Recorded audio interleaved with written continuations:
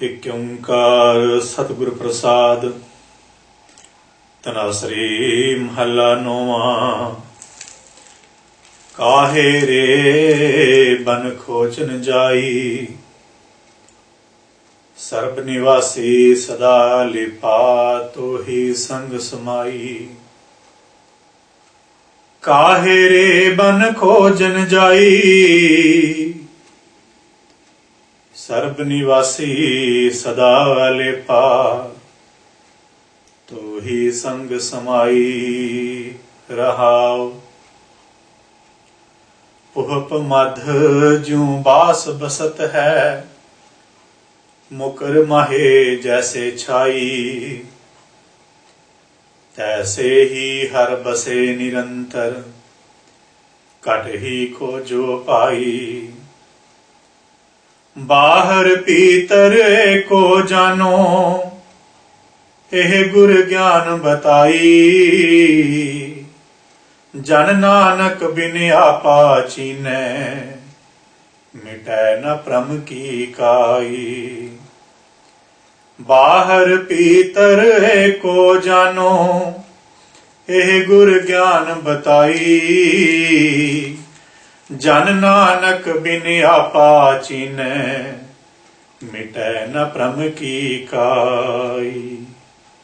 वाहिगुरु जी का खालसा, वाहिगुरु जी की फतेह। जब से इंसान को इस बात का इल्म हुआ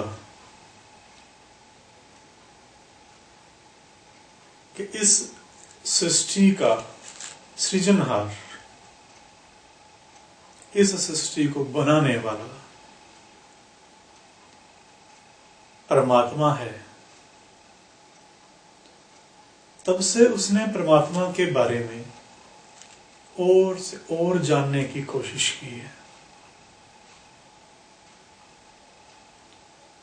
परमात्मा के बारे में जानने के लिए बहुत सी बातें हैं इंसान के आगे। उनमें से एक है कि परमात्मा रहता कहां है। ऐसी कौन सी जगह है जहां जाकर परमात्मा को खोजा जाए, जहां जाकर परमात्मा को ढूंढा जाए।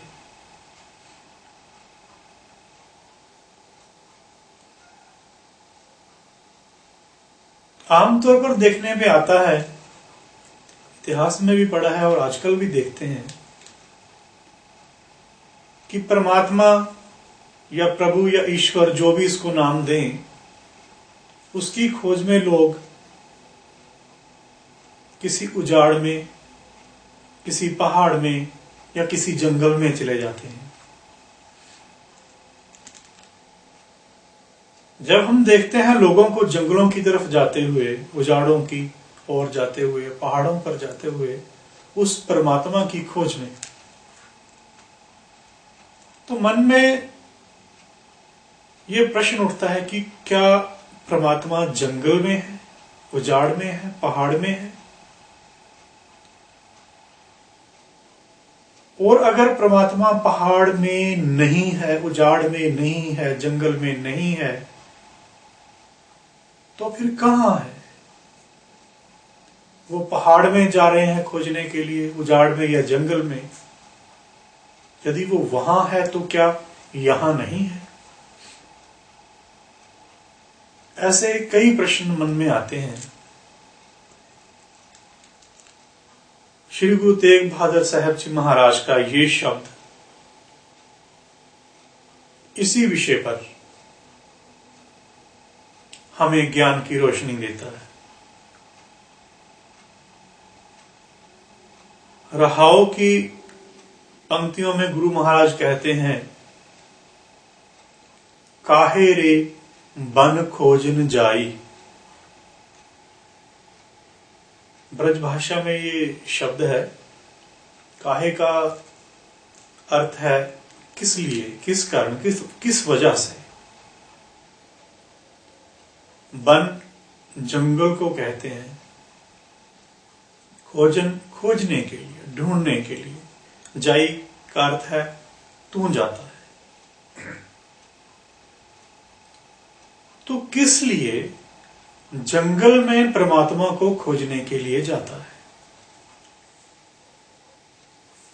इस वाक्य से जो ध्वनि निकलती है वो ये कि तू वहां मत जा, परमात्मा को खोजने के लिए वहां मत जा। क्योंकि परमात्मा को खोजने के लिए वहां ना जाएं तो मन में सवाल खड़ा हो जाता है कि तो आखिर परमात्मा है कहां, कहां उसको ढूंढने के लिए जाएं। तो अगली पंक्ति में महाराज कहते हैं, सर्वनिवासी सदा अलेपा तो ही संग समाई। सर्वनिवासी का अर्थ है जो हर जगह पे निवास करता है, जो हर जगह पे मौजूद है। सदा अलेपा का अर्थ है कि उस पर कोई दोष नहीं आता, वो अलेप है, वो निर्लेप है। तो ही तुम्हारे संग साथ समाई समाया हुआ है।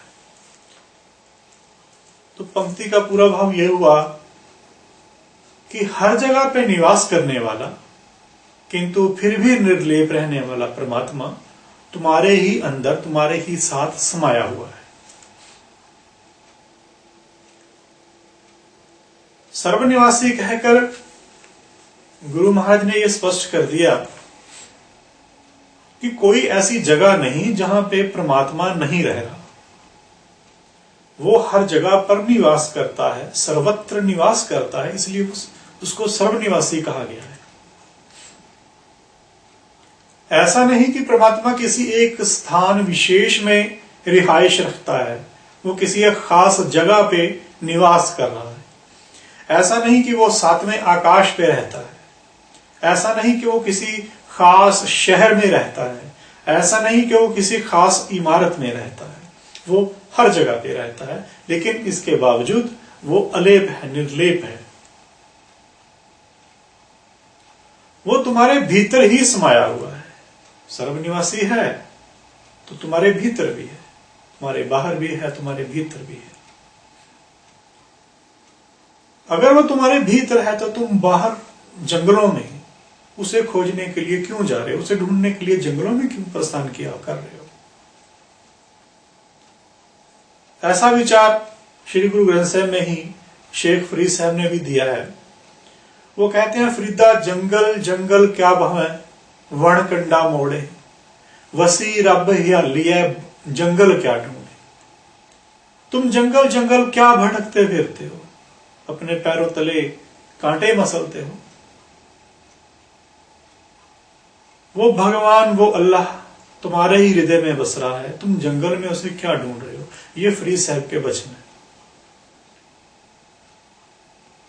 गुरु तेग बहादुर साहब ने परमात्मा के दो लक्षण बताए। पहला ये कि वो सर्वनिवासी है, दूसरा ये कि वो सदा अलेपा है, हमेशा ही निर्लेप है। ये राहों की पंक्तियों में आ गया। अब आगे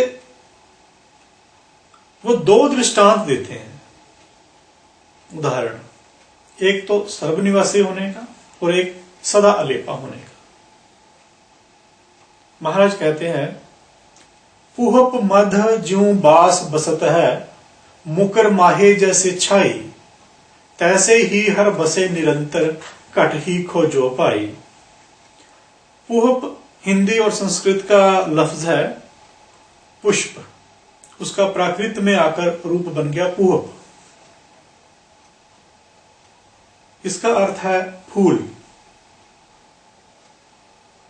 मध बीज, ज्यों जैसे, बास महक को कहते हैं, सुगंधी को कहते हैं, बसत बसता है, बसती है। मुकर शीशे को कहते हैं जिसमें हम चेहरा देखते हैं अपना, आईना। छाई उस आईने में बनने वाले अक्स को कहा गया है। तैसे का अर्थ है वैसे ही, हर बसे निरंतर, निरंतर का अर्थ है बिना किसी अंतराल के, बिना किसी अंतर के, बिना किसी गैप के, बिना किसी वक्फे के।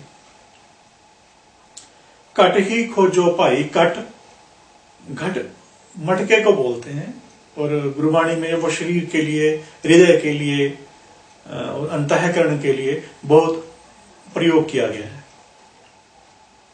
सर्वनिवासी, सदा अलेपा, ये दो लक्षण परमात्मा के जो बताए पहले, उसके दृष्टांत देते हुए महाराज ने कहा है कि पुह पमद जो बास बसत है, मुकर माहे जैसे छाई। जैसे फूल में सुगंधी होती है, ऐसे ही परमात्मा सर्वनिवासी। अब अगर फूल लें, उसको जब हम सूंघते हैं तो हम ये नहीं कह सकते कि फूल की किसी खास हिस्से में सुगंधी का निवास है। सुगंधी पूरे फूल में ही बसी हुई है, कोई ऐसी जगह नहीं फूल की जिसमें सुगंधी ना हो। जैसे फूल में सुगंधी बसी हुई है, सर्वत्र सभी जगह पे बसी हुई है, समाई हुई है, इसी प्रकार पूरी सृष्टि में, पूरी कायनात में भगवान परमात्मा समाया हुआ है। यह सर्वनिवासी का दृष्टांत दिया। सर्वनिवासी का दृष्टांत गुरबाणी में और भी कई जगह पे दिए गए हैं, जैसे कि सगल बनस्पत में बैसंतर, सगल दूध में किया, ऊंच नीच में ज्योत समाणी, कट कट माधव जिया।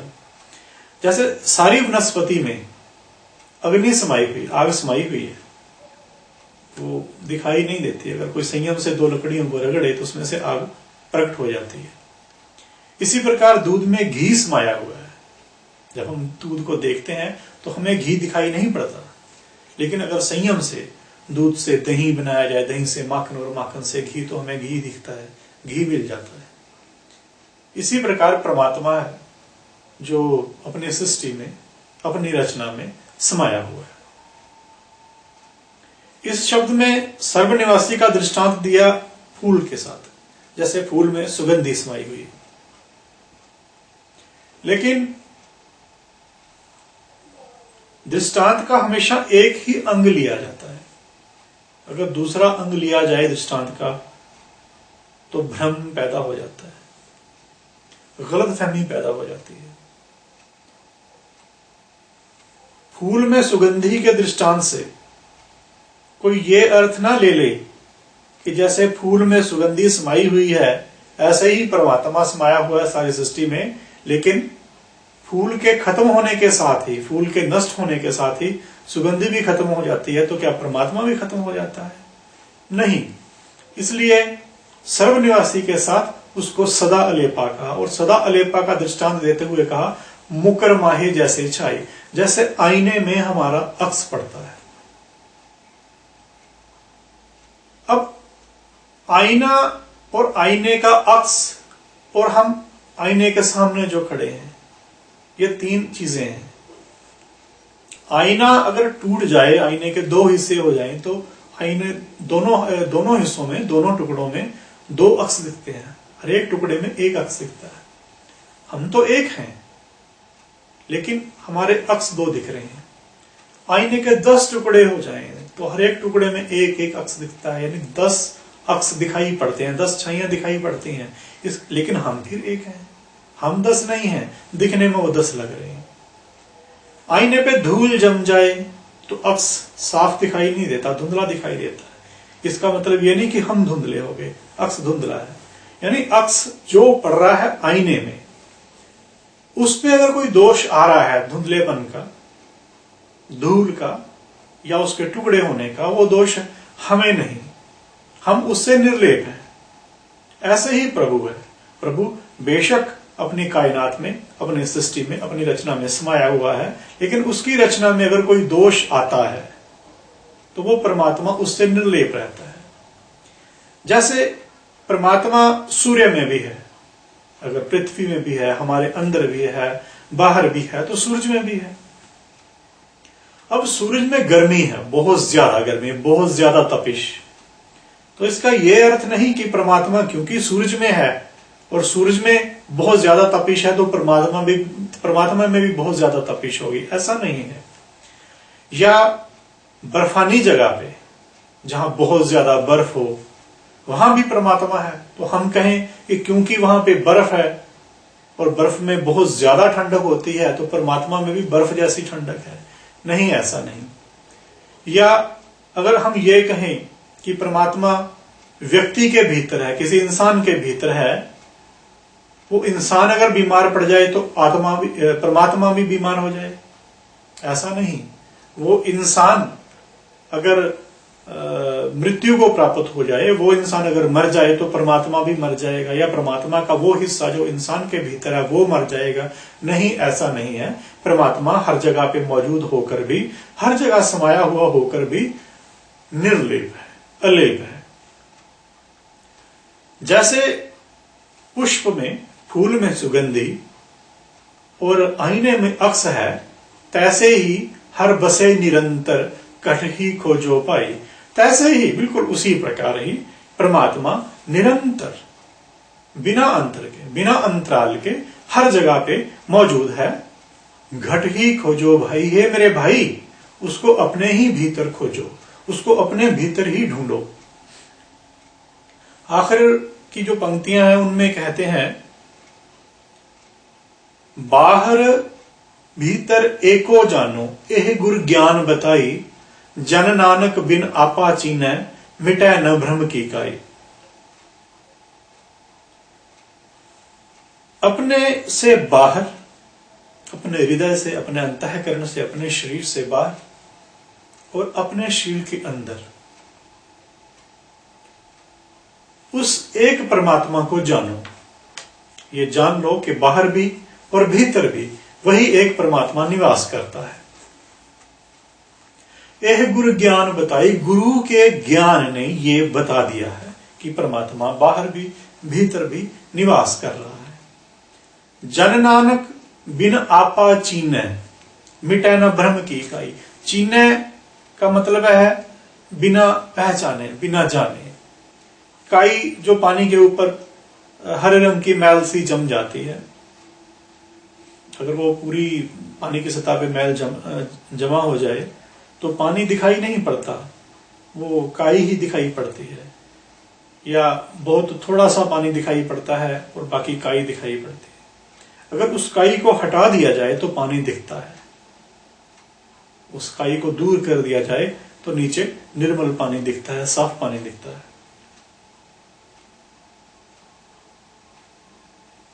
अपना आप जाने बिना, जन नानक बिन आपा चीनै।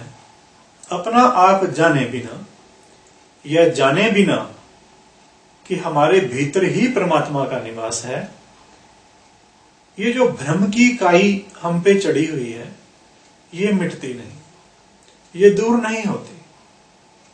तो भ्रम को दूर करने के लिए जरूरी है कि हम अपने आप को जान लें।